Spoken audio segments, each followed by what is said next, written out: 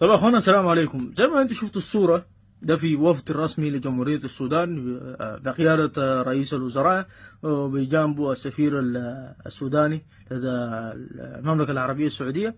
والصورة بتاعت حسين الحفيان من الصورة بتاعت الطائرة زي ما شفتوا التي كانت تقود رئيس الوزراء، وإذا المباحثات بين الوفود مع المسؤولين السعوديين، ناهيك عن الباك جراوند بتاع الدكتور حسين الحفيان وما قيل عنه وغيره. دي كلها خلوها بالجنبة، نتكلم كلام منطقي وكلام عقلاني.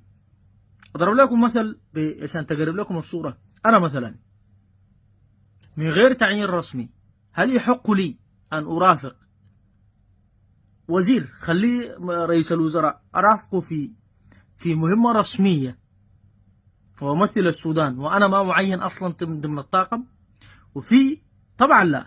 وفي جزئيه هنا ممكن الناس تتغالط فيها، اللي هو بطبيعه الحال وكلام المنطق بيقول انه احنا ما شرط كشعب سوداني نكون عارفين كل الطاقم المرافق لرئيس الوزراء، بالذات الطاقم اللي هو تمثيله تمثيله ثانوي، بمعنى الحرس مثلا، المنسقين، ما يعني ديل ما بتلقاهم الا حول رئيس الوزراء في مهام لوجستيه فقط، مع المباحثات المباشره مثلا مع الوفود الاساسيه بالنسبه للمسؤولين الاخرين او للدوله المعنيه. يعني ما بنلقاهم النازل بيتكلموا مع المسؤولين زي ما حصل مع السعوديين وهو غير معين. ده اللي بنتكلم عنه، ودي سقطه لمكتب رئيس الوزراء بتخلينا نرجع لورا. بنستفيد احنا، ما الدوله دي قاعد نتعلم منها، بنستفيد انه من التجربه بتاعت عبد الله حمدوك اللي هو حرفيا شلة المزرعه. لو بتتذكروا كان مو ابراهيم، وبتتذكروا كان اللي هو رجال الظل لرئيس الوزراء السابق باعتباره، و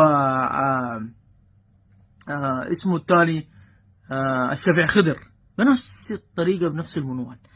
الجانب اللي بحاجه التوافق مع الموضوع ده عشان الحكومه ترفع الحرج وترفع القيل والقال وتبعد عن الشبهات.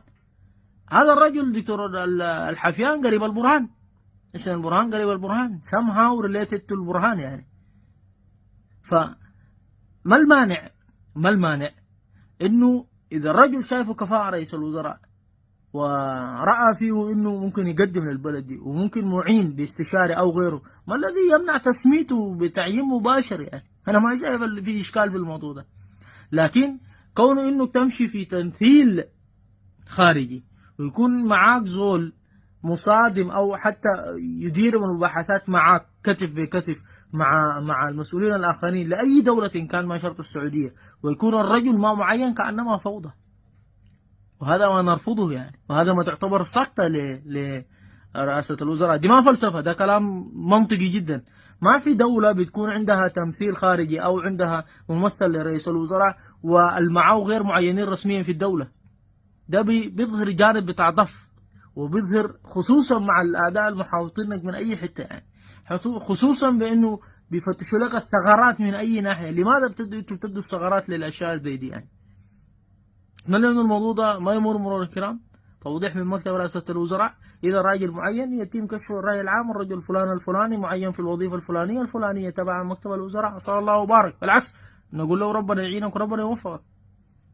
لكن كل ما في الأمر إنه الحاجة اللي شفناها دي استنادا على ما ذكرت إنه ده باعتباره مجرد فوضى، يعني مجرد سقط يتحمل المسؤولية. ونوجه رسالة لرئاسة الوزراء عبر رئيس الوزراء كامل إدريس، ومن ثم نصعدها إلى القادة بتاع الدولة السودانية اللي يتمثل في مجلس السيادة.